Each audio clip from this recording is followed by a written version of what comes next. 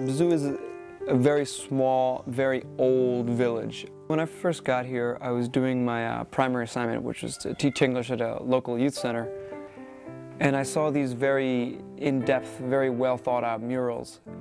And I started asking around as to, so where do these come from, sort of to the director.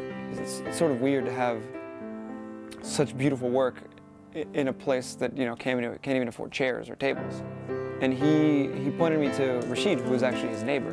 When I saw his work, I was absolutely stunned and blown away at the sort of detail and the inspiration that it takes to create this. And I immediately asked, I was like, you need to show me the rest of your work. I need to see sort of how you work and stuff, and maybe I can help you out. It's very closed-minded thinking here, especially towards the arts. The idea of good artists is who can come closest to a photograph.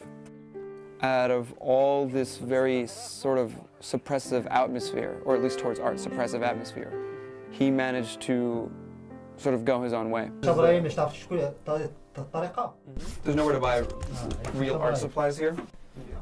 Instead of in place of a brush, that's an old piece of shoe or an old sponge that's hardened, and then he cuts it with the razor to a sharp point where he can make all different types of brushes that he wants. He can make a fine brush, he can make a thick brush. His talent is very recognizable.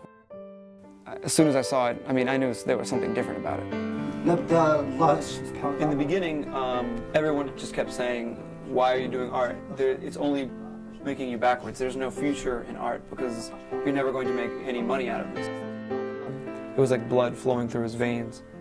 And so it's something that he would never give up.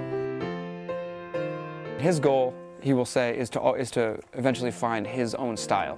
My goal is to make it so that he can provide for his family with art.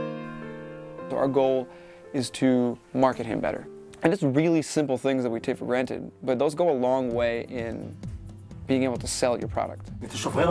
While the environment here is very conducive to painting, it is not conducive at all for selling. And at some point, some Peace Corps volunteers came by, they bought a couple things, and he was happy again. There's a difference that he's seen with Americans, because he's met several Peace Corps volunteers, in that they actually come and sit down and like have conversations and have like cultural exchanges, and that's definitely something he didn't think he would have.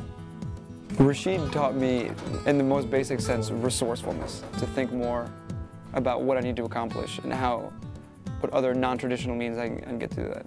He says that I brought him along, like I put him on my back and brought him along in the beginning. Our union in traveling and selling his art has exposed us to many things that we would not have been exposed to either of us otherwise. That sort of cultural exchange is really a large part of why we're here, sort of bridging the gap.